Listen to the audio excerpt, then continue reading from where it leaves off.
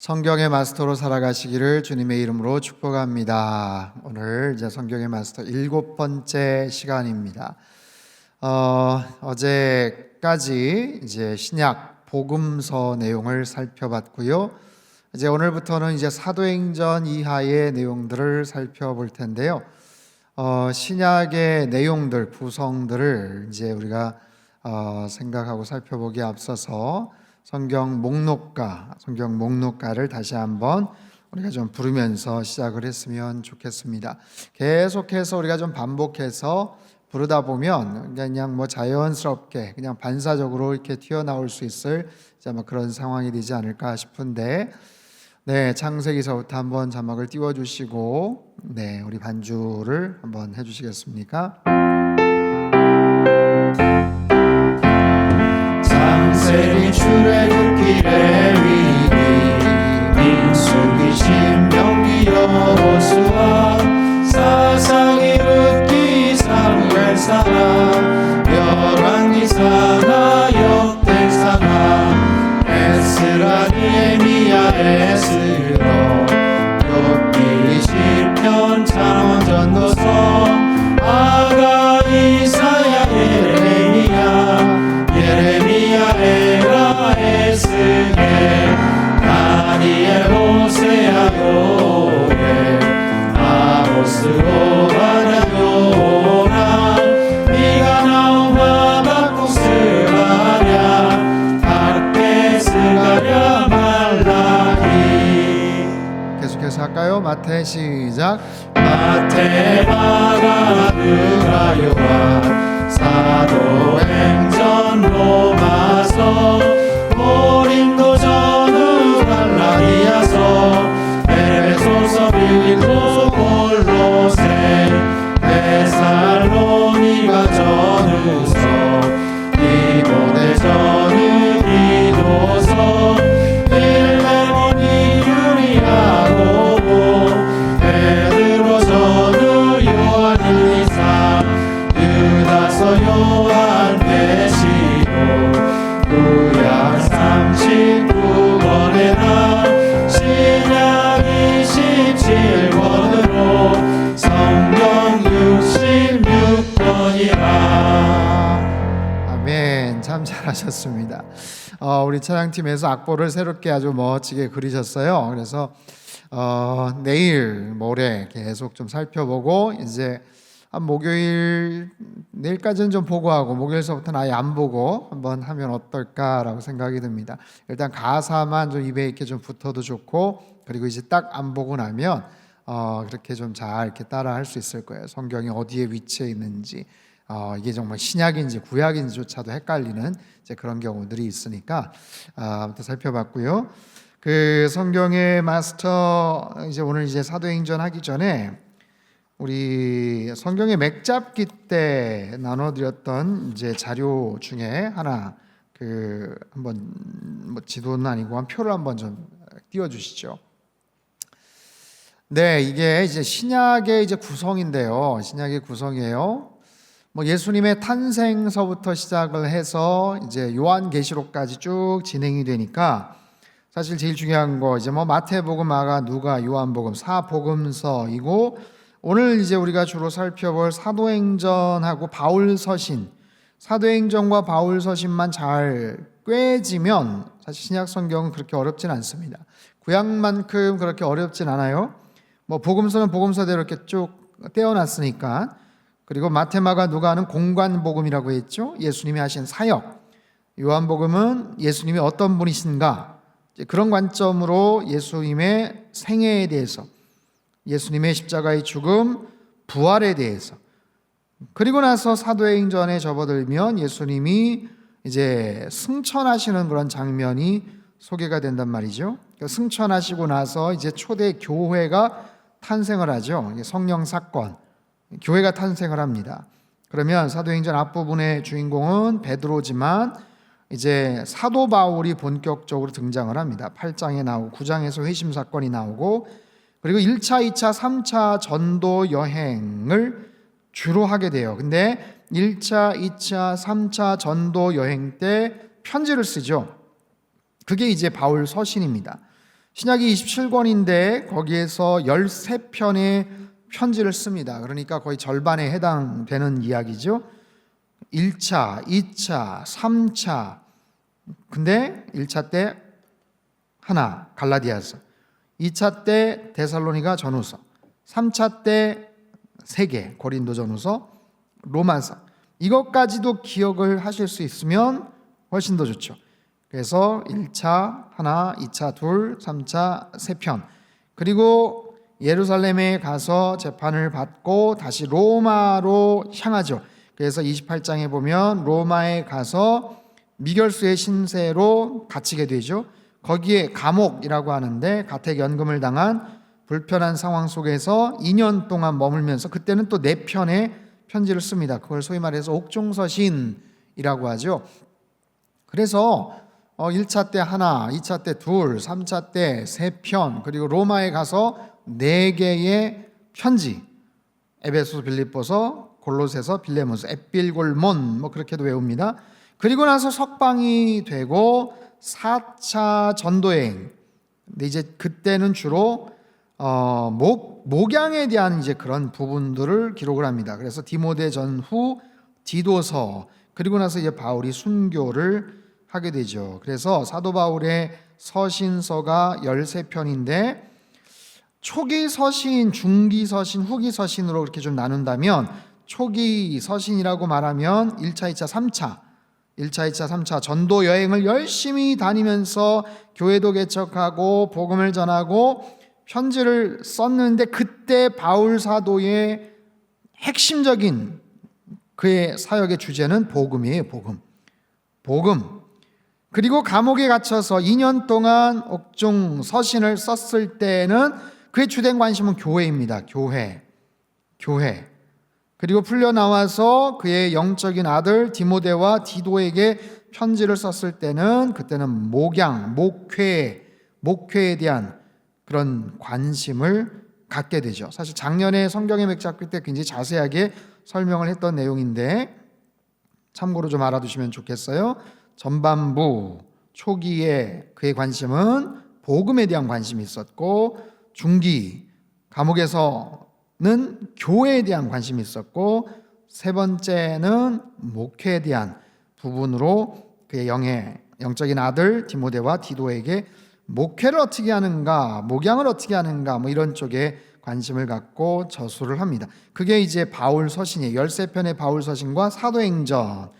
이것만 종과 행으로 딱 꽤 맞춰지면 신약 성경은 사실 거의 다 그냥 쫙 잡히는 겁니다. 앞에 4개 복음서 있고요. 사도행전서부터 뭐 사도 바울의 바울 서신, 그리고 요한계시록이 나오지만 요한계시록 전에 공동서신이라고 해서 이제 뭐 히브리서, 야고보서, 베드로 전후서, 요한 1, 2, 3서, 유다서, 다양한 저자들이 다양한 교회나 성도들을 향해서 그때 맞는 그런 편지 내용을 쓴 건데 분량도 그렇게 길지 않아요. 히브리서를 제외하고는 그렇게 또 길지도 않습니다. 전체적인 분량이 그렇게 크지를 않죠. 그래서 복음서 한 섹션으로 이렇게 좀 묶고 사도행전과 바울 서신까지 그렇게 딱 정리를 하면 사실 신약 성경의 전체적인 얼개를 여러분들이 머릿속에 두고 그렇게 해서 이제 성경을 볼 수가 있을 것 같습니다. 네, 사도행전으로 넘어가죠. 사도행전 1장 8절 말씀.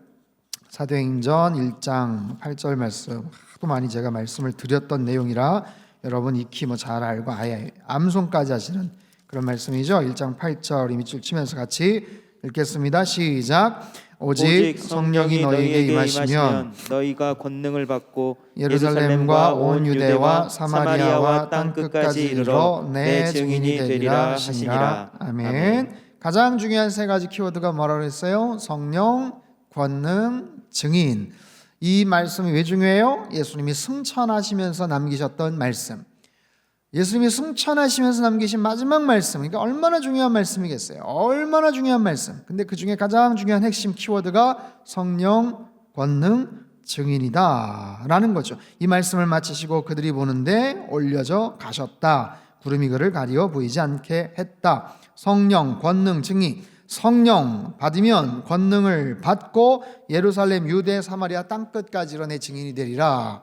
그 말씀이 어떻게 쫙 펼쳐지는지를 사도행전에서 이제 볼 수가 있는 그런 대목입니다. 그래서 사도행전의 저자는 누가입니다. 의사 누가복음, 사도행전. 그래서 데오빌로라는 사람을 향해서 편지를 쓴 내용이에요. 복음서의 내용. 그리고 예수님이 십자가에 달려 죽으셨지만 부활하시고 나서 그 사건 이후 예수님의 죽음, 부활, 그리고 그 사건 이후에 어떻게 승천하시고 교회가 탄생을 하는지에 대한 굉장히 중요한 역사 내용을 사실 밝히고 있죠.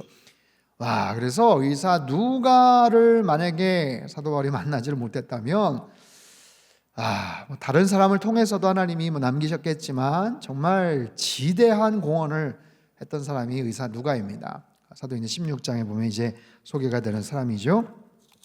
사도행전 1장 8절을 읽었고요. 2장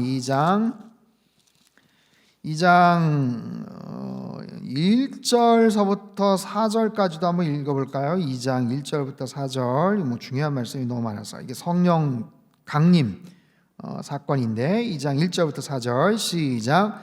오순절 날이 이미 이름에 그들이 다같이 한 곳에 모였더니 호련히 하늘로부터 급하고 강한 바람 같은 소리가 있어 그들이 앉은 온 집에 가득하며 마치 불의 혀처럼 갈라지는 것들이 그들에게 보여 각 사람 위에 하나씩 임하여 있더니 그들이 다 성령의 충만함을 받고 성령이 말하게 하심을 따라 다른 언어들로 말하기를 시작하니라. 아멘. 특별한 성령의 역사가 임했고 또 그 성령 체험을 했던 사람들이 이제는 교회가 시작이 되고 사도행전에 복음에 놀라운 증인들이 되더라. 성령이 너에게 임하시면 너희가 권능을 받고 나서 완전히 다른 사람들로 변한 이제 그런 모습들 나오죠.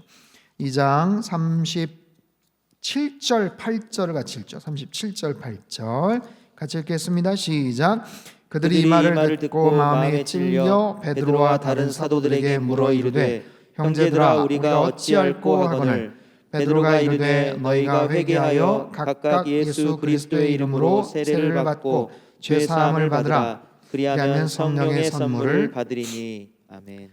성령 충만했던 사람들이 각자 태어났던 곳 방언을 막 이야기하니까 처음 듣는 말들을 막 하니까 거기 오순절 예루살렘에 왔던 사람들이 그 모습을 보고 깜짝 놀랐죠. 처음에는 술 취해가지고나 싶었는데 뚜렷하게 자기 온 그 지역의 이야기들이 막 들리니까 너무 이상하게 생각했고 거기에 대해서 베드로가 그 이유에 대해서 또 이 현상에 대해서 설명을 하는 거예요. 요엘서 2장 그 말씀을 가지고 설명을 하고 그 베드로의 메시지가 굉장히 파워가 있었어요. 굉장히 힘이 있었습니다. 그러니까 그 말씀을 들었던 사람들이 어떻게 반응을 하냐면 마음에 찔렸어요. 마음에 찔리고 부담이 됐어요. 그러면서 우리가 그러면 어떻게 해야 되겠느냐라고 그렇게 반응을 하는 아주 특별한 그런 메시지입니다. 여러분 성령 충만함은요 언어에서 와요. 말에서 옵니다. 그래서 성령 충만하면 말에 힘이 있고요. 성령 충만하면 은혜가 있고요. 성령 충만하면 설득력이 있고요. 그래서 성령 충만한 정말 영적인 지혜가 있는 거예요.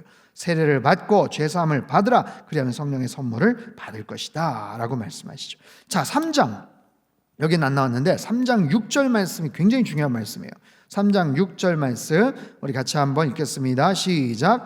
베드로가 이르되 은과 금은 내게 없거니와 내게 있는 이것을 내게 주노니 나사렛 예수 그리스도의 이름으로 일어나 걸으라 하고. 아멘. 너무너무 유명한 구절 좀 빠져가지고 제가 같이 찾았습니다. 4장 넘어갈까요? 4장 12절 말씀 4장 12절 같이 한번 읽겠습니다. 시작.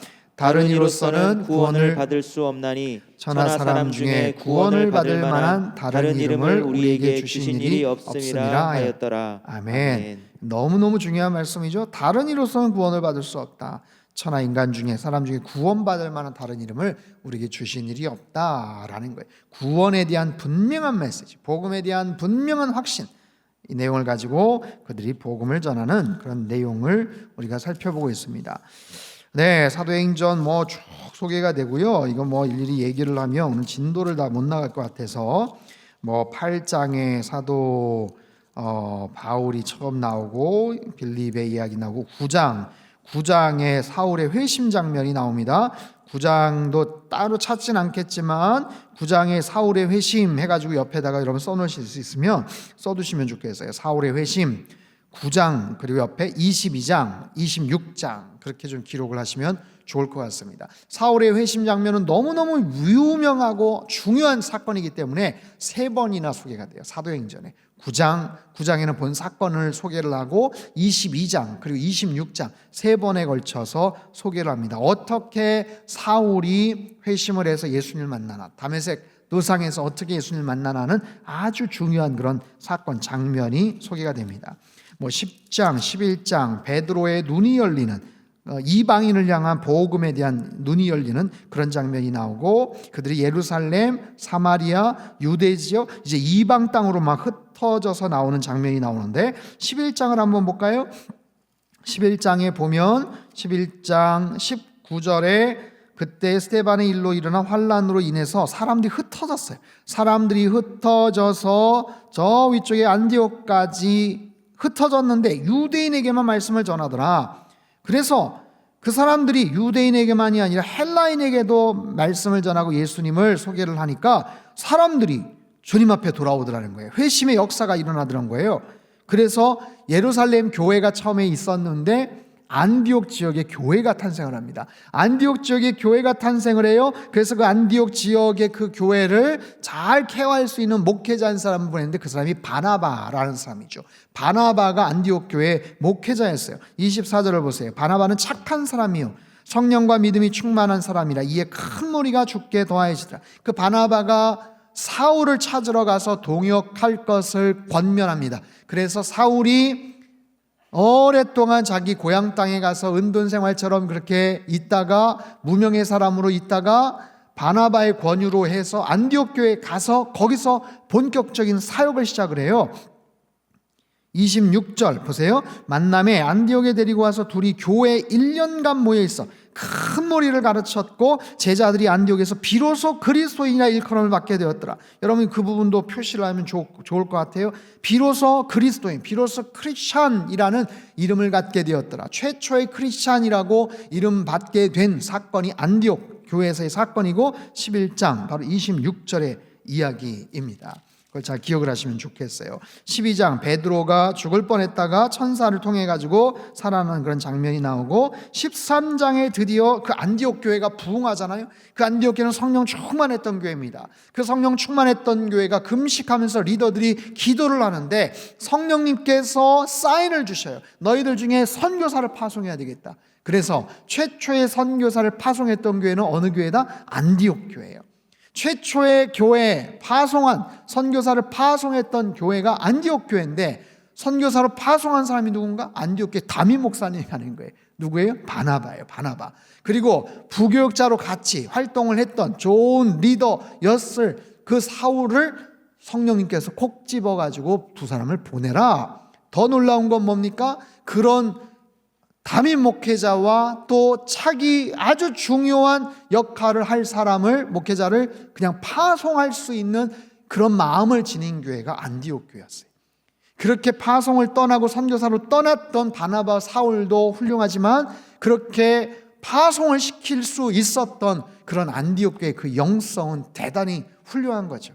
얼마나 부담이 있겠습니까? 아니 갑자기 담임 목사님이 그렇게 떠나고 우리 정말 너무 유능한 우리 부교육자 떠나면 우리 어떻게 해요? 라고 생각이 들 텐데 성령님께서 시키시고 성령님의 그런 뜻에 그들이 순종을 하면서 그냥 그 선교사로 파송할 수 있는 바로 그런 영성을 가진 그런 교회입니다. 교회는요, 교회주의는 성령 하나님이신 줄로 믿습니다.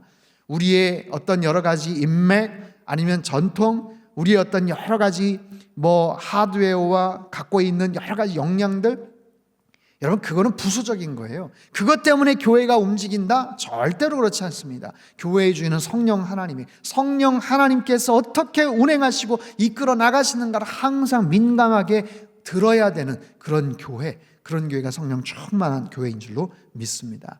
네, 13장에서는 그 사건이 나오고 본격적으로 1차 전도 여행이 이제 시작이 되는 거예요. 13장, 14장, 14장까지 1차 전도 여행이 쭉 소개가 됩니다. 혹시 지도를 한번 띄워주시겠어요? 지도를 한번 띄워주시면 이게 1차 전도 여행인데 여러분 잘 보이십니까? 처음에 안디옥에서 출발을 해서 구브로 키프로스라는 바나바의 고향 땅으로 가서 먼저 복음을 전하죠. 고향 땅에 가서 복음을 전하고 거기서 마가 요한을 만나가지고 같이 합류를 하다가 거기 지도에 보면 버가라는 곳에서 마가 요한은 중도 포기를 하고 거기에서 저 위쪽에 피시디아 또 다른 안디옥이라는 그 지역에 가서 복음을 전합니다. 이고니온으로 갑니다. 루스드라로 갑니다. 그리고 더베에 이르게 됩니다. 이게 1차 전도 여행 때 가장 핵심적인 지역이에요. 바나바와 바울이 가서 복음을 전하는데 유대인의 회당에 가서 복음을 전했고 사람들이 반응을 합니다. 말씀에 대해서 반응을 해요. 근데 싫어라 하는 사람들도 많았어요. 극렬한 유대주의자들 중에서는 바나바와 바울이 전하는 그 복음의 메시지를 막 싫어라 하고 처음에는 배격하고 처음에는 위협하더니 나중에는 루스드라 지역에서는 심지어 쫓아와가지고 돌로 쳐서 바울이 죽을 뻔했었던 그런 이야기들이 소개가 되죠. 더베까지 찍고 다시 일어나서 그 지역을 다시 방문을 한 다음에 배를 타고 다시 안디옥으로 가는 이제 그 장면이 1차 전도 여행의 그런 사건이에요. 굉장히 중요한 사건입니다. 이 사건을 통해서 사실 나중에 사도 바울의 제2의 동역자들을 거기서 얻게 되죠. 15장의 내용은 예루살렘 회의에 대한 아주 중요한 결정들이 거기서 이루어지게 되고 15장 후반부에 2차 전도 여행을 이제 떠나고자 바나바와 바울이 다시 팀을 합치는데 2차 지도를 한번 띄워주세요. 팀을 합치는데 어떤 일이 있었어요? 바나바는 자기 조카 마가 요한을 다시 좀 데리고 갑시다 라고 했죠. 지난번에 실수를 했고 지난번에 좀 중도 포기를 해서 미안한데 그래도 다시 이제 가고자 하는 마음이 있으니까 다시 데리고 갑시다 했었을 때 사도 바울이 아주 단호하게 반대를 하고 거절을 합니다. 안 된다고. 당신 혹시 조카라서 그러는 거 아니냐? 아니면 뭐 안 된다. 또 이번에 와가지고 또 중간에 또 그렇게 포기하고 그러면은 이건 뭐 이게 장난이냐 지금 안 된다 그런 식으로 뭐 하려면 하고 말려면 말아야지 안 된다고 굉장히 단호하게 그러다가 사실 바울은 바나바한테 막 그렇게 얘기할 수 있는 대상이 아니죠. 자기를 어떻게 보면 키워주고 기회를 준 사람이 바나바 아닙니까? 나이도 아마 좀 더 많았을 거예요. 그런데도 바울은 굉장히 그런 면에서 아주 고집이 셌어요. 그런 부분에서. 그런데도 불구하고 바나바는 계속해서 설득을 하다 결국엔 팀이 깨지지 않습니까? 팀이 깨져요. 굉장히 안타까운 속상한 그런 장면이 소개가 되는데 하나님은 합력하여 선을 이루시더라고요. 바나바는 결국 마가 요한과 같이 팀을 이루어서 가고 사도 바울은 실라라는 사람과 또 다른 팀을 이루게 되죠. 그래서 2차 전도여행을 다시 시작을 하는 거예요. 2차 전도여행은 안디옥에서 다소라는 사도 바울의 고향으로 가고요. 더베라는 곳에 가서 거기서 이제 더베와 루스트라 이 지역에서 누구를 만나냐면 디모데를 만납니다. 그 유명한 디모데가 거기서 합류를 해요. 팀을 이루죠. 이고니온 쪽으로 가고 1차 전도여행 때 자기가 복음을 전했던 바로 그 지역을 다시 한번 지나서 사람들을 권면하고 격려를 해요. 그리고 거기에서 갈등이 있습니다. 어떤 갈등이냐면 다음 행선지를 놓고 기도를 하면서 노력을 하는데 성령님께서 이상하게 길을 막으시는 거예요. 계속해서 길을 막으세요. 저 북쪽 갈라디아 저 북쪽으로도 가려고 했었고 남쪽 에베소 쪽으로도 가려고 했었는데 이상하게 성령님께서 길을 차단하시고 막으시고 그래서 결국엔 어디로 가냐면 드로아라는 곳으로 갑니다. 드로아라는 지역까지 가서 거기에서 놀라운 사건이 두 개가 있는데 첫 번째는 의사 누가를 만납니다. 의사 누가를 만나는 게 거기에서 나오고 거기에서 그리고 환상을 봐요. 무슨 환상? 마게도냐, 유럽이라고 해당이 되는 마게도냐 그 지역에서 환상을 봐요. 사람들이 와서 우리를 좀 도와주십시오라는 그런 환상을 사도 바울이 보게 됩니다. 그래서 하나님께서 원하셨던 지역이 이 소아시아 이쪽 지역이 아니구나, 바다를 건너서 유럽에 건너가라고 하시는 사인이구나 라는 것을 깨닫고 배를 타고 건너가서 유럽의 첫 번째 성인 빌립보 지역에서 사역을 하죠. 사도행전 16장에 나오는 빌립보 아주 유명한 그런 구절도 나와요. 그래서 빌립보 지역에서 복음을 전하고 교회를 세우고 그 지역 아래로 가서 데살로니가로 가고 베레아로 가고 저 아래쪽에 고린도 지역까지 내려가는 바로 그런 장면들이 나와요. 고린도 지역에 가서 거기서 정착을 하고 거기서 1년 반 동안 머물면서 교회를 새롭게 시작을 하는 그런 이야기가 쭉 소개가 됩니다. 자, 16장, 아까 16장 우리 읽어야 될 차례죠? 16장 31절 말씀, 16장 31절 우리 찾아서 같이 읽도록 하겠습니다. 시작. 이르되 주 예수를 믿으라. 그리하면 너와 내 집이 구원을 받으리라 하고. 아멘. 16장에 이 베드로 그 빌립보 지역에서 복음을 전하다가 귀신 들린 한 여종을 낫게 하고 억울하게 아무튼 감옥에 끌려가 가지고 매를 맞고 그 간수장에게 이제 했던 아주 중요한 그런 말씀 31절 말씀입니다. 그 17장, 18장에도 보면 여기 나오진 않지만 한번 보세요. 그 후에 바울이 아덴을 떠나 고린도에 이르러 아굴라라 하는 본도에서 난 유대인 한 사람 만나니 글라우디오가 모든 유대인을 명하여 로마에서 떠나라는 거로 아내 브리스길라와 함께 이탈리아로부터 이탈리아 로마로서부터 온 사람이다. 아굴라라는 남편, 브리스길라는 아내, 이 부부를 만나게 됩니다. 굉장히 중요한 동역자를 만나요.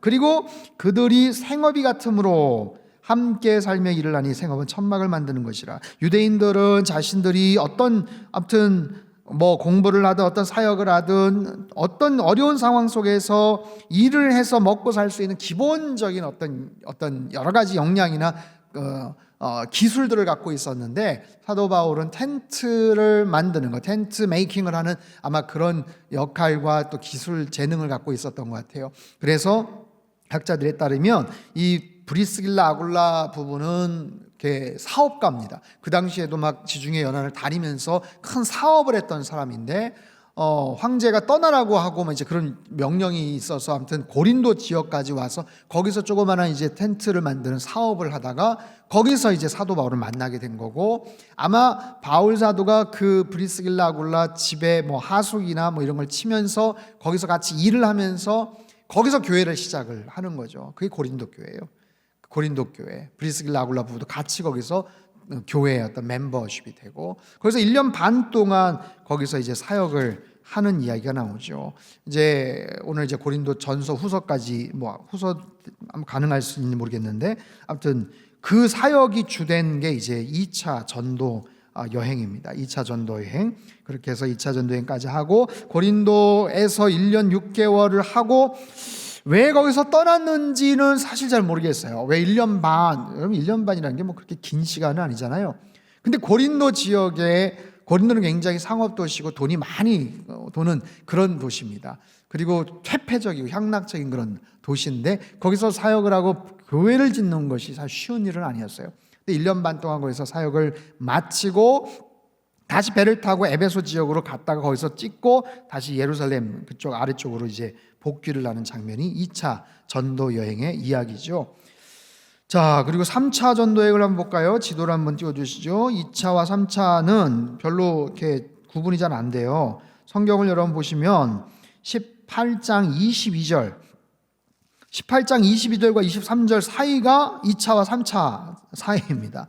그러니까 별로 이렇게 눈여겨보면은 보지 않으면 찾을 수가 없어요. 18장 22절까지가 2차 전도여행이 끝이고 얼마 있다가 떠나 갈라디아와 부르기아 땅을 차례로 다니며 모든 제자를 굳건하게 하니라. 이게 3차 전도여행의 시작이죠. 3차 전도여행 지도를 한번 볼까요? 3차 전도여행도 똑같이 동선이 그렇습니다. 안디옥에서 다소, 더베, 루스트라, 이고니온, 안디옥, 비시디 안디옥 지역. 이번에는 처음에는 저 북서쪽으로 드로아 지역으로 갔었잖아요. 근데 이번에는 에베소 지역으로 갑니다. 에베소는 그 당시 한 5대 도시 해당하는 굉장히 큰 도시였어요. 거기에서 3년을 머뭅니다. 거기서 3년 동안 아주 충분하게 사역을 하게 되죠. 거기서 사역을 하고 거기서 많은 여러 가지 일들이 있었고요. 그 상황 속에서 고린도 지역, 고린도하고 그렇게 뭐 멀지는 않은데 과거 자기가 사역을 했던 고린도 지역의 성도들하고 좀 마찰이 생겼어요. 오해가 생기고 그것 때문에 좀 속상한 일들이 있어서 결국에는 편지를 서로 주고받는 이야기가 나옵니다. 뭐 그건 이 시간에 다 하기는 좀 그렇고 아무튼 그 사건을 통해서 결국에는 고린도 지역에 이제 편지를 이제 보내게 되고, 나중에 이제 사도 바울이 직접 저 위쪽 빌립보, 아볼로니아, 데살로니가, 베리아 쪽으로 해가지고 결국에는 고린도 지역에 갑니다. 화해를 하게 되죠. 고린도 성도들 몇몇하고 갈등이 좀 있었는데 화해가 잘 되고, 거기서 오해를 풀고 고린도 지역에 3개월을 머물러요. 3개월 머물면서 썼던 편지가 로마서입니다. 3개월 머물면서 썼던 편지가 로마서예요. 여러분, 그게 사도 바울이 어느 지역에 얼마 동안 무슨 이유로 머물렀고 어떤 내용으로 편지를 썼는가, 여러분 이 내용들이 다 사실은 이유가 있어서 편지 서신을 쓴 거고, 받는 대상도 다 특별하고 그런 거예요. 그 배경을 알고서 읽으면 훨씬 더 유익하겠죠. 그래서 아무튼 그 사역들을 마치고 다시 에베소 지역 가까운 곳으로 와서 이제 3차 여행을 마무리할 시점에, 에베소 지역은 정말 사도 바울이 열심히 애를 썼던 지역이에요. 근데 에베소로 직접 들어가지를 못합니다. 거의 그 당시 현상 수배범 즈음 돼서 들어갈 수가 없었어요. 그래서 밀레도라는 그 바다 지역으로 거기에서 섬겼던 리더들을, 장로님들을 부릅니다. 그래서 그 밀레도 지역의 그 바닷가에서 정말 가슴 아픈 이별을 해요. 거기는 장로님들하고 리더들하고 이별하는 장면을, 그 20장, 사도행전 20장 24절 말씀이죠. 20장 24절 말씀 같이 한번 읽겠습니다. 시작. 내가 달려갈 길과 주 예수께 받은 사명 곧 하나님의 은혜의 복음을 증언하는 일을 마치려 하면은 나의 생명조차 조금도 귀한 것으로 여기지 아니하노라. 아멘. 사명이란 단어가 눈에 띄고요, 생명이란 단어가 눈에 띄어요.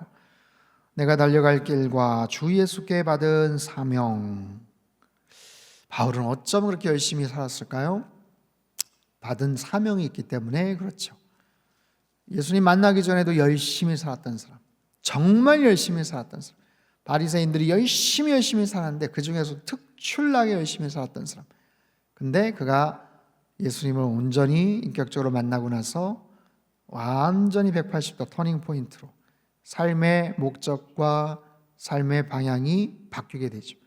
그 뒤로는 더 열심히 살아요. 더 열심히 살면서 받은 사명, 그 사명을 다 마치려 하면은 내 생명조차 귀한 것으로 여기지 않는다.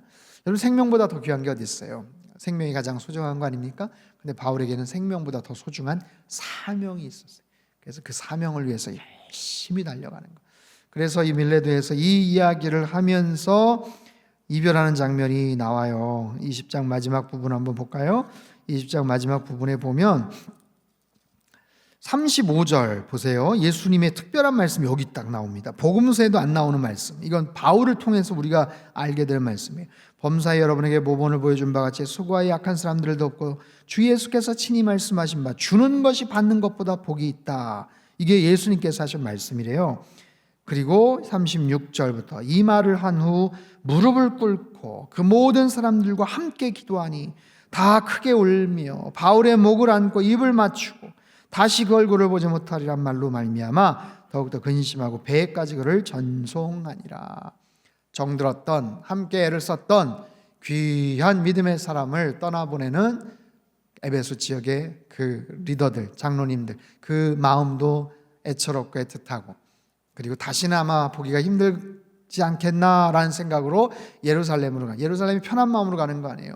성령께서 계속 사인을 주세요. 거기 가면 환란이 있을 거다, 어려움이 있을 거다. 그럼에도 불구하고 그 생명보다 더 귀한 사명을 위해서 내가 갑니다 라고 해서 거기서 마지막 이별을 하는 장면이 나옵니다. 네, 사도행전 그 이후에 예루살렘에 가서 붙잡히고 거기서 여러 번 재판을 받게 되는 그런 장면들이 쭉 소개가 되고, 결국에는 나중에 재판을 받으러 이제 다시 로마로 가는 이제 그런 장면이 나오죠. 사도행전 마지막 부분 한번 볼까요? 사도행전 마지막 30절, 28장 30절, 31절 한번 찾아보세요. 28장 30절, 31절 말씀 같이 한번 읽겠습니다. 시작. 바울이 온 이태를 자기 셋집에 머물면서 자기에게 오는 사람을 다 영접하고 하나님의 나라를 전파하며 주 예수 그리스도에 관한 모든 것을 담대하게 거침없이 가르치더라. 아멘. 여러분 지금 굉장히 스피디하게 지금 나왔지만 사도 바울이 예루살렘에 가서 붙잡히고 거기에서 재판을 받고 거기에서 또 2년간 옥살이를 하고 그 상황 속에서 나는 억울하다, 나는 죄진 것이 없다, 내가 누명을 썼다 그렇게 얘기를 했을 때 유대인들이 막 그를 죽이려고 막 40명이 결사적으로 막 내가 바울을 죽이기 전에는 뭐 먹지도 잠자지도 않고 막 음식도 안 먹고 물도 안 마시겠다 막 그런 사람이 있을 정도로 사도 바울이 완전히 표적이 되었었죠. 근데 하나님께서 바울 사도를 지켜주시고 사도 바울의 마음속에는 로마를 가고 싶은 마음이 그렇게 있었어요. 로마로 가고 싶은 그런 마음들. 그래서 로마서를 보면 여러분 로마서는 로마를 가기 전에 쓴 거죠. 아까 3차 전도여행 때 고린도에서 3개월 머물며 썼다고 하지 않았어요? 그러니까 로마서를 보면 아직 가기 전이에요.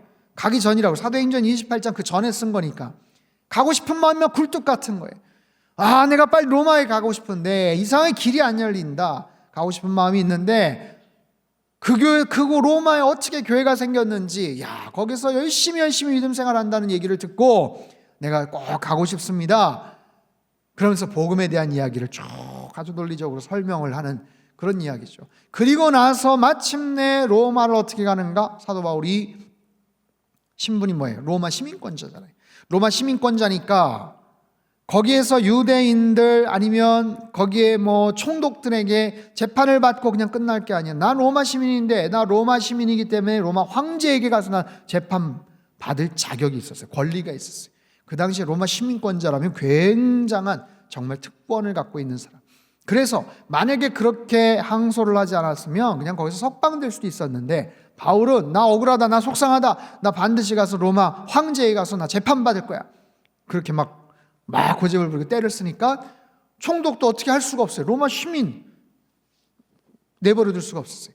그래서 다른 죄수들하고 같이 로마로 가는 배편에 이 사람 잘 보호하고, 왜냐하면 가서 재판을 받아야 되기 때문에 재판 결과가 나오기 전까지는 이 사람은 미결수인 거예요. 죄인인 것 같기도 하고 죄인이 아닌 것 같기도 하고. 근데 함부로 해서는 또 안 되고 풀어줄 수도 없고 애매한 그런 위치. 하지만 잘 보호 감찰을 해야 되는. 그래서 배를 타고 로마까지 가는 이야기가 26장 이후에 27장에 소개가 되고 결국에 28장에 가서 로마에 도착을 했죠. 도착해서 2년 동안 딱 감금, 가택연금을 당했어요. 요즘 같으면 자가격리 아주 딱 해가지고 2년 동안 재판 기다리는 거예요. 로마 황제의 재판 기다리는 거예요. 기다리는 동안 약간의 자유가 있었어요. 마음대로 왔다 갔다 하지는 못하지만 사람들 불러다가 이야기도 할 수 있고, 그 2년 동안 사도 바울이 아까 4개의 책을 썼다고 했죠. 편지죠. 에베소서, 빌립보서, 골로새서, 빌레몬서, 에필골몬, 옥중서신 4개의 편지를 써요. 그리고 사도 바울의 그 사도행전 마지막 부분은 완전히 오픈된 모습으로 끝나게 되죠. 그리스도에 관한 모든 것을 담대하게 거침없이 가르치더라. 헬라어로 아주 유명한 아콜리투스라는 단어로 사도행전 마지막은 끝이 납니다. 그 단어의 뜻은 freely, 자유롭게, 방해받지 않고, 그런 뜻이에요. 사도행전의 마지막은 이상하게 끝나요. 매듭이 없어요. 짜잔 하면서 끝이 나잖아요. 복음서나 모든 편지에 마지막에 결말이 있는데 결말이 없어요. 그냥 오픈, 자유롭게 하나님의 나라와 그리스도의 복음을 가르치더라. 그러면서 끝이 납니다. 그래서 사도행전은 미완성으로 끝이 납니다. 28장이지만 계속해서 29장, 30장, 31장 그렇게 써 나갈 수 있는 것. 오늘 이 시대에 우리가 사도행전 29장의 주인공이 될 수 있는 이유가 바로 그런 이유죠. 자, 사도행전을 살펴봤어요. 로마서를 살펴보죠. 로마서, 아까도 말씀을 드렸죠. 로마에 그렇게 가고 싶었는데 못 갔어요. 어디 썼다고요? 고린도에서 3차 전도행 때 고린도에서 3개월 머무는 동안 로마서를 쓰게 됩니다. 유명한 16절 17절 로마서 1장 16절 17절 우리 같이 한번 읽겠습니다. 시작.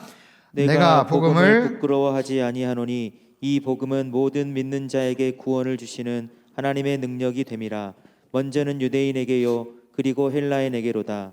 복음에는 하나님의 의가 나타나서 믿음으로 믿음에 이르게 하나니 기록된 바 오직 의인은 믿음으로 말미암아 살리라 함과 같으니라. 아멘. 로마서는요 복음에 대한 가장 중요한 메시지, 복음의 정수가 담겨져 있는 그런 내용입니다. 왜 이 편지를 썼을까? 로마는 당시 제국의 심장이에요.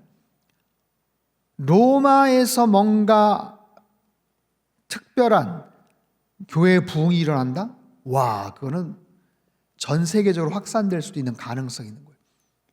근데 도대체 어떻게 로마의 교회가 시작된단 말인가? 사도 바울도 의아하게 생각했어요.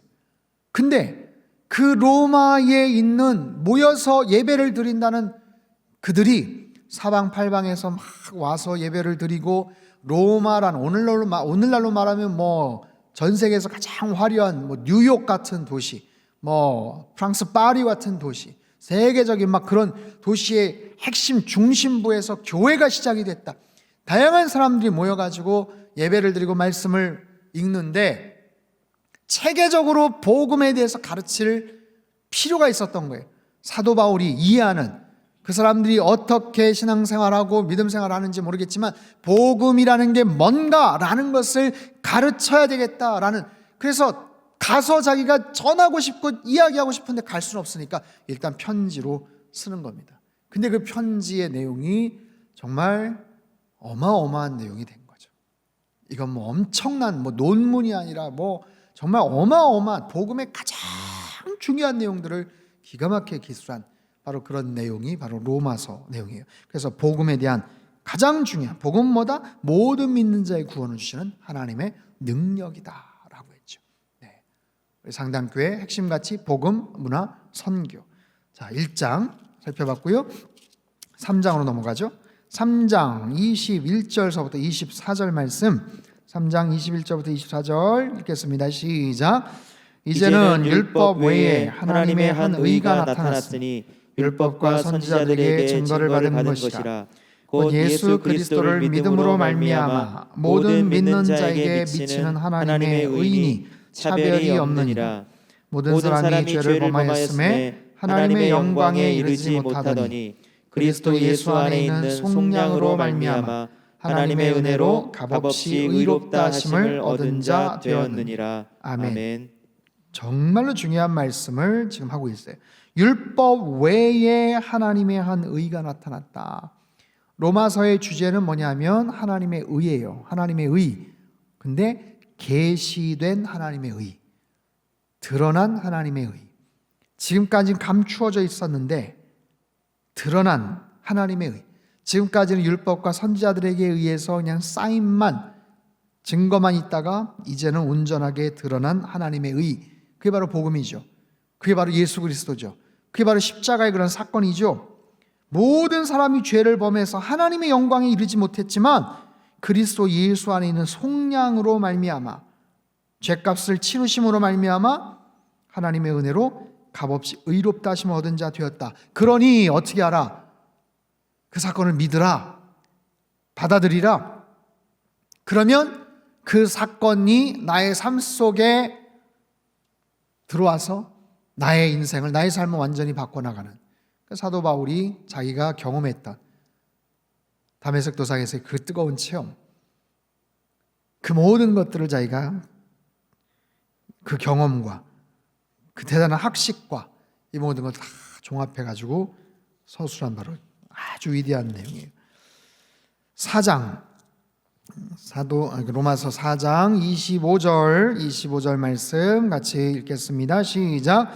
예수는 우리가 범죄한 것 때문에 내줌이 되고 또한 우리를 의롭다 하시기 위하여 살아나셨느니라. 아멘. 5장으로 가죠. 5장 1절부터 와, 이건 뭐 다 너무 중요해요. 10절까지, 아니 11절까지도 한번 천천히 한번. 사실 5장은 뭐 다 중요합니다만 그래도 한번 같이 읽죠. 5장 1절부터 11절까지 한번 같이 읽겠습니다. 시작. 그러므로 우리가 믿음으로 의롭다 하심을 받았으니 우리 주 예수 그리스도로 말미암아 하나님과 화평을 누리자. 또한 그로 말미암아 우리가 믿음으로 서 있는 이 은혜에 들어감을 얻었으며 하나님의 영광을 바라고 즐거워하느니라. 다만 이뿐 아니라 우리가 환난 중에도 즐거워하나니 이는 환난은 인내를, 인내는 연단을, 연단은 소망을 이루는 줄 알미로다. 소망이 우리를 부끄럽게 하지 아니함은 우리에게 주신 성령으로 말미암아 하나님의 사랑이 우리 마음에 부은 바 됨이니 우리가 아직 연약할 때에 기약대로 그리스도께서 경건하지 않은 자를 위하여 죽으셨도다.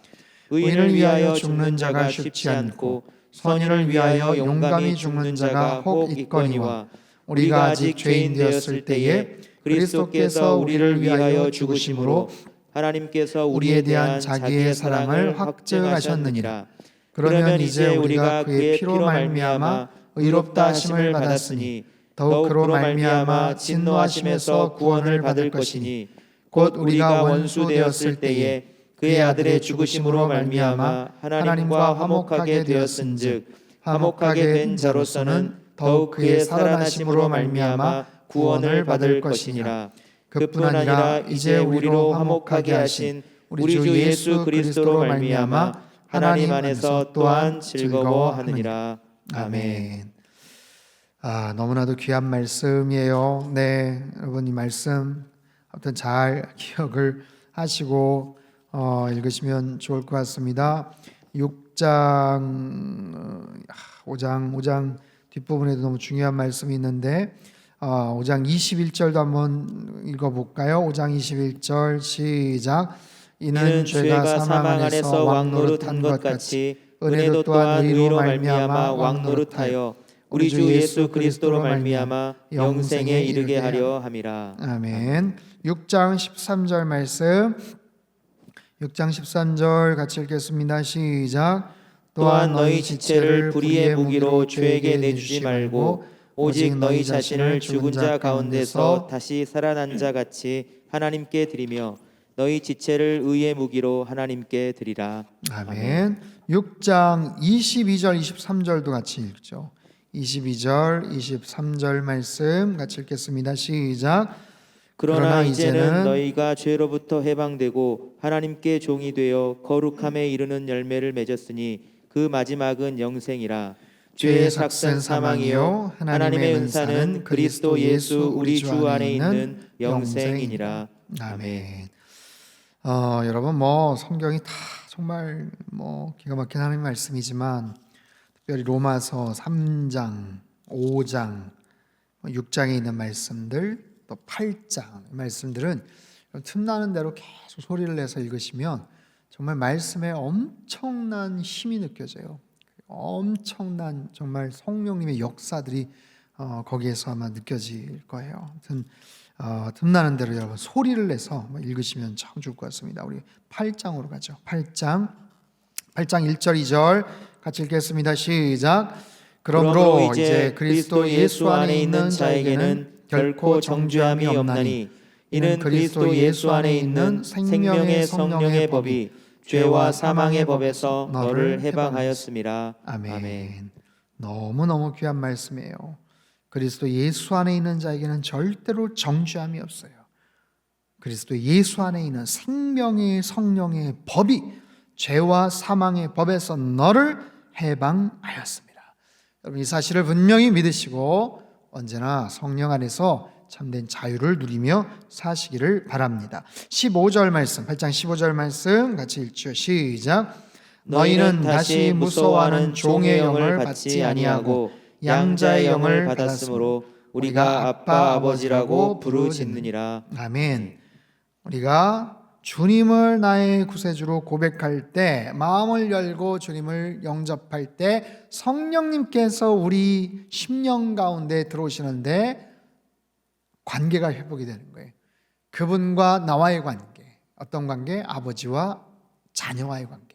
근데 그냥 아버지가 아니에요. 권위적이고 무섭고 가까이 가기 어려운 그런 아버지가 아니라 아빠 아버지라고 말씀하잖아요. 아빠 아버지라는. 성령님. 성령님이 어떤 분이신지를 쭉 소개를 하고 있습니다. 8장 26절 같이 한번 읽어볼까요? 8장 26절 시작. 이와 같이 성령도 우리의 연약함을 도우시나니 우리는 마땅히 기도할 바를 알지 못하나 오직 성령이 말할 수 없는 탄식으로 우리를 위하여 친히 간구하시느니라. 아멘. 28절도 빼뜨렸네요. 28절 같이 읽죠. 시작. 우리가 알거니와 하나님을 사랑하는 자 곧 그의 뜻대로 부르심을 입은 자들에게는 모든 것이 합력하여 선을 이루느니라. 아멘. 30절 한번 읽어볼까요? 30절 시작.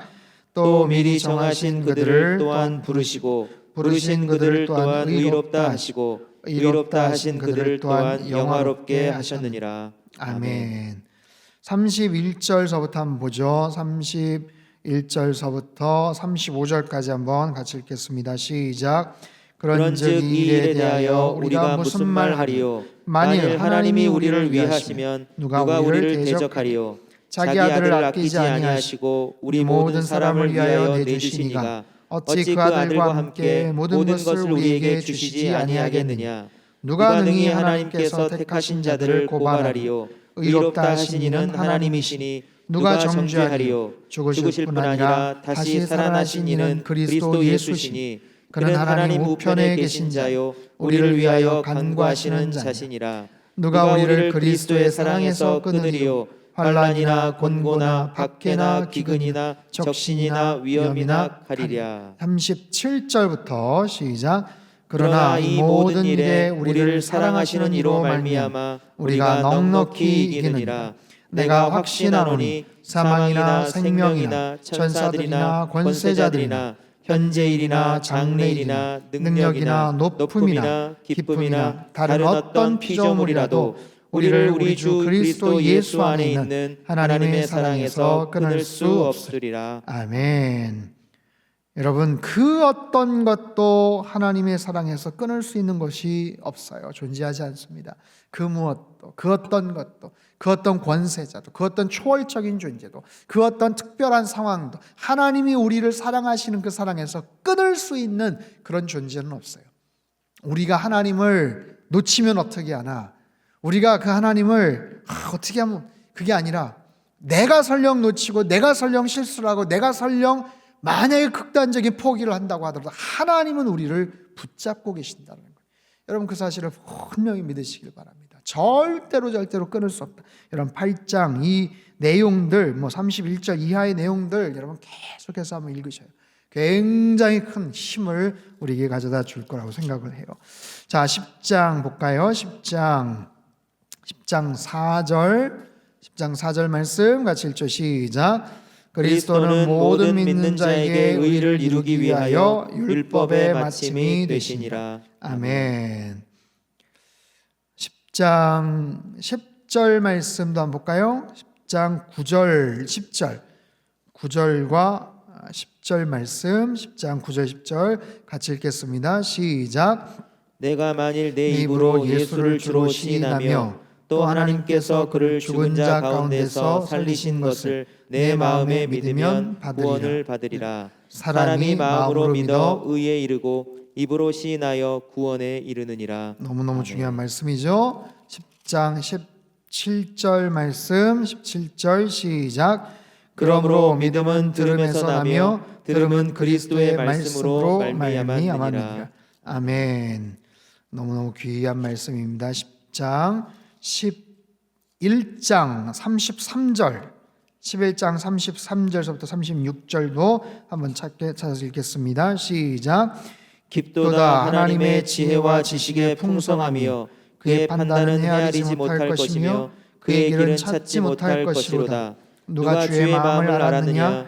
누가 그의 모사가 되었느냐? 누가 주께 먼저 드려서 갚으심을 받겠느냐?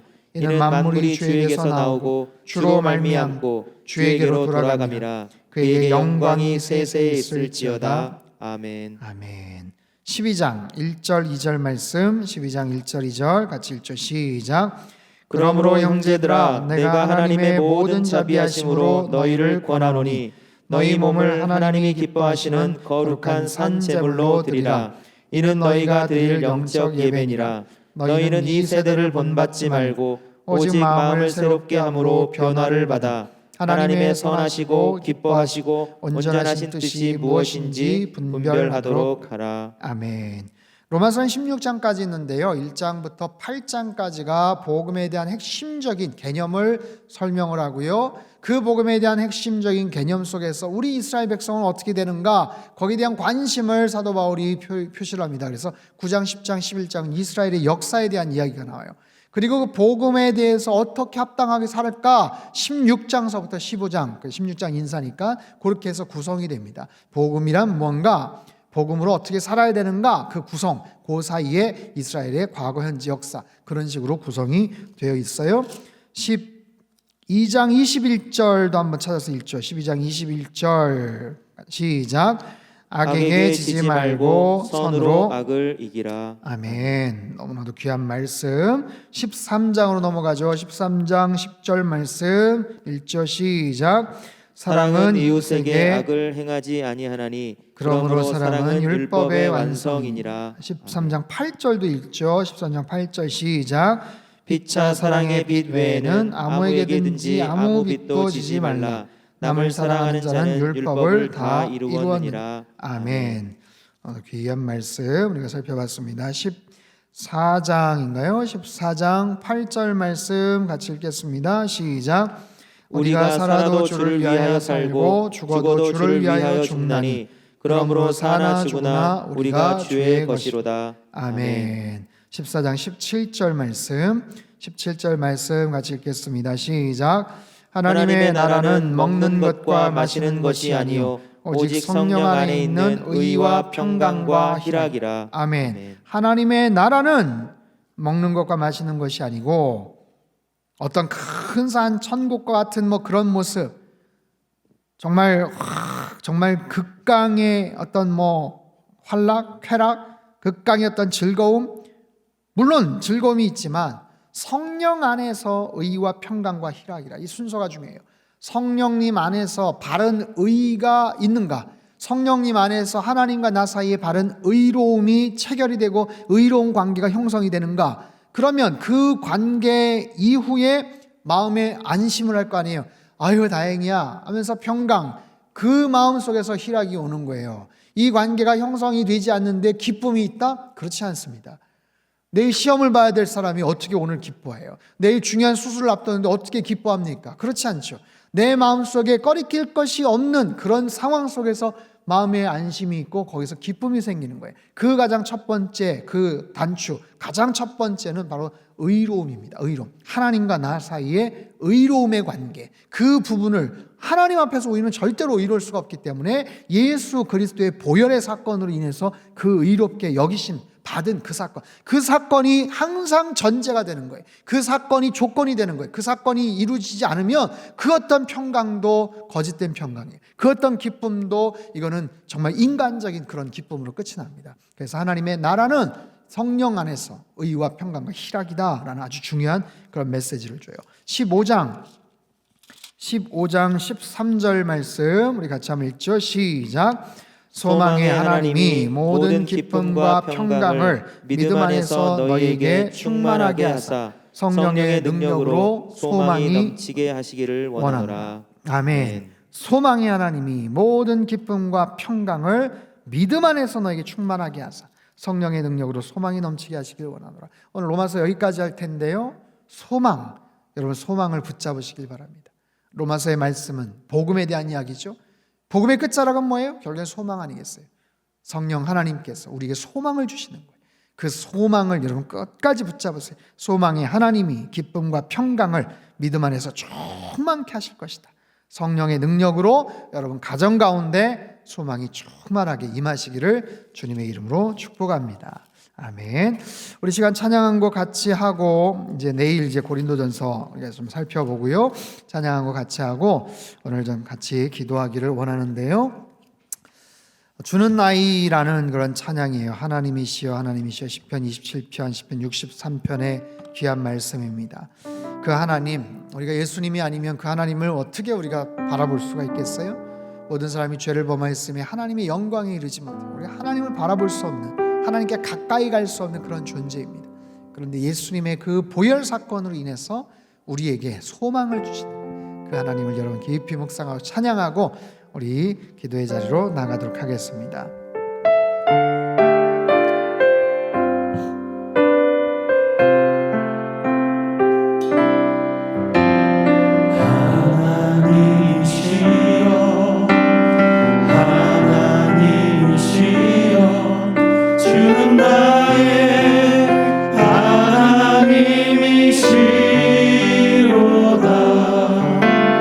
나의 몸과 마음 주 이제 내가 주께 고백하는 말 여호와는 나의 힘이요 여호와는 나의 구원이시니 내가 누구를 두려워하리요 여호와는 생명의 피난처시니 주의 인자가 생명보다 나음으로 내 입술이 여호와를 찬양하리 내 평생에 주를 찬양하며 주의 이름으로 내 손 들리라. 다시 한번 찬양하죠. 하나님이시여 하나님이시여 하나님이시여 주는 나의 하나님이시로다 나의 몸과 마음 주를 갈망하며 이제 내가 주께 고백하는 말 여호와는 나의 힘이요 여호와는 나의 구원이시니 내가 누구를 두려워하리요 여호와는 생명의 피난처시니 주의 인자가 생명보다 나음으로 내 입술이 여호와를 찬양하리 내 평생에 주를 찬양하며 주의 이름으로 내 손 들리라 주의 인자가 생명보다 나음으로 내 입술이 여호와를 찬양하리 내 평생에 주를 찬양하며 주의 이름으로 내 손 들리라.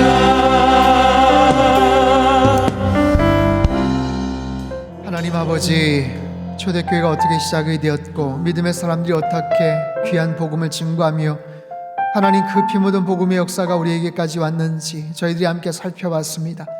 하나님 성령의 사람들 다 되게 하여 주시옵소서. 권능과 복음의 증인되어 살아갈 수 있도록 주님 역사하여 주시옵소서. 하나님 사도행전과 로마서에 담겨져 있는 이 주옥과 같은 복음의 이 말씀들이 우리의 마음에 신비에 새겨지게 주님 도와 주시옵소서. 사방팔방을 돌아봐도 두려움과 염려와 불안과 근심이 가득 차 있지만 살아계신 하나님만을 온전하게 바라보며 믿고 신뢰하는 믿음의 사람들 다 될 수 있도록 주님 역사하여 주시옵소서. 우리 자녀들을 위해서 기도하였습니다. 세상 가치관에 물들지 않게 하시고 어려서부터 말씀의 사람, 믿음의 사람으로 커나갈 수 있도록 주님 도와 주시옵소서. 하나님 말씀을 줄을 치고 읽고 묵상하며 하나님 앞에 나아갈 때 우리 안에 있는 육신의 질병과 마음의 병도 다 치유함을 받게 도와 주시옵소서. 주님, 코로나 여파로 인해서 많이 어렵고 여러 가지 생계 위협을 겪고 있는 불안한 가운데 있는 우리 성도님들이 있습니다. 주님 불쌍히 여겨주시고 주님의 강한 손과 편팔로 꽉 붙잡아 주시어서 하나님 모든 난관과 어려움을 잘 이겨낼 수 있도록 주님 축복하여 주시옵소서. 속히 치료제 백신이 안정적으로 개발되고 보급되어 일상의 회복이 될 수 있도록 주님 붙들어 주시고 우리 상당교회가 복음과 문화 선교 핵심 가치를 붙잡고 이 세상에서 선교적 교회로서 하나님의 기쁨이 되는, 하나님 세상의 자랑거리가 되고 우리 성도들에게 만족을 주는 하나님 귀한 교회가 될 수 있게 도와주옵소서. 성경의 마스터 마지막까지 끝까지 잘 참석할 수 있게 하시고 주신 말씀을 하나님 마음속에 잘 새기며 올 한 해 믿음의 경주를 다하는 하나님의 거룩한 백성 다 되게 축복하여 주옵소서. 이제는 우리 주 예수 그리스도의 크신 은혜와 하나님 아버지의 극진하신 사랑하심과 성령님의 교통하심의 역사가 성령의 사람으로, 말씀의 사람으로, 복음의 증인으로 일평생 헌신하며 주님 앞에 그렇게 보답하며 의지하며 나아가기를 간절히 소망하는 귀한 백성들, 그들의 가정과 일터와 건강과 자녀들의 앞길 위에와 이 나라 민족 흩어진 모든 열방 위에 이제로부터 영원토록 함께 하시기를 간절히 축원하옵나이다. 아멘.